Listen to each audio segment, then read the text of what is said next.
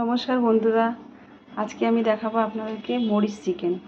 এখানে আছে 700 gram chicken, 100 গ্রাম দই, 2 চামচ আদা রসুনের বাটা, 1 চামচ গোলমরিচ আর পরিমাণ মতো নুন। সব একসঙ্গে দিয়ে আমি মাখিয়ে ম্যারিনেট করে রেখে দিয়েছি সকাল, 2-3 ঘন্টা থাকলেই এনাফ। এবারে আমি দেখাবো। কড়াতে আমি ফ্রাই প্যানে আমি তেল দিয়ে দিলাম, একটু বেশি করেই তেল লাগবে। তেলটা গরম হতে হতে তেলটা ভালো করে গরম হয়ে গেছে। এবার আমি দিয়ে দেবো এই চিকেনগুলোকে সব ভালো করে দই থেকে চিপে চিপে এগুলো ভাজতে হবে।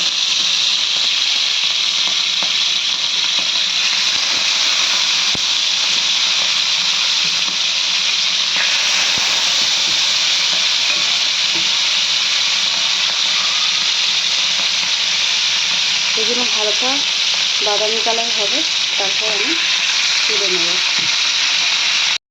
লাল হতে হতে আমি দেখিয়ে দেবো। এখানে আছে একটা বড় সাইজের পেঁয়াজ, একটু মোটা মোটা করে কেটে নিয়েছি, 2খানা কাঁচা লঙ্কা আর 15খানা কাজু। এবারে দিয়ে দেবো আমি কড়ার মধ্যে অল্প একটু তেলটা গরম হয়ে গেছে। এবারে দিয়ে দেবো এই সবগুলোকে একসাথে। এগুলো হালকা একটু ভাজা হবে।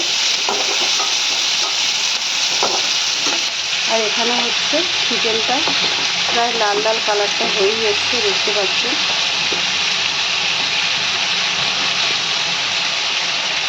এখানে সব কিছুই একটা বাদামি কালার হয়ে গেছে। এবারে দিয়ে দেবো আমি 1 বাটি জল। এই জলটা দিয়ে ভালো করে আমাকে 5 মিনিট ঢাকা দিয়ে ফোটাতে হবে। চিকেনগুলো ভালো করে ভাজা হয়ে গেছে। এবার আমি সব চিকেনগুলোকে তুলে নেব। এখানে চিকেনটা লাল হয়ে গেছে, আমি তুলে নিয়েছি। এই তেলের মধ্যে দিয়ে দেবো আমি 2খানা বড় দারচিনি, 4টে এলাচ, 4টে লবঙ্গ আর 10-12টা গোলমরিচ। সব একসঙ্গে এগুলোকে ভেজে নেব। ফোড়নটা লাল হতে হতে দেখিয়ে দিই। এখানে যে পেঁয়াজ, বাদাম আর কাঁচা লঙ্কাটা আমি হালকা ব্রাউন কালার করেছিলাম, ওটার আমি একটা পেস্ট তৈরি করে নিয়েছি। ওই পেস্টটা এবার আমি দিয়ে দেবো এর মধ্যে।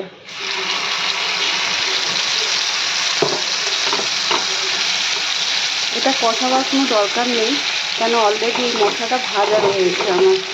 আর দিয়ে দেবো চিকেনের মশলাটা। এই সবগুলোকে ভালো করে আমি একটু নেড়ে নেব।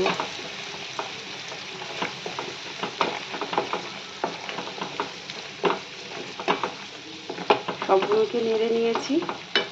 এবারে দিয়ে দেবো আমি এখানটায় পরিমাণ মতন নুন। আগে অল্প নুন দেওয়াই ছিল। আর দিয়ে দিলাম ভাজা চিকেনটা। এই সবগুলোকে মিলিয়ে আমি 1 কাপ জল দিয়ে দেব। আমি দিয়ে দেব 1 বাটি জল, ছোট বাটির 1 বাটি জল।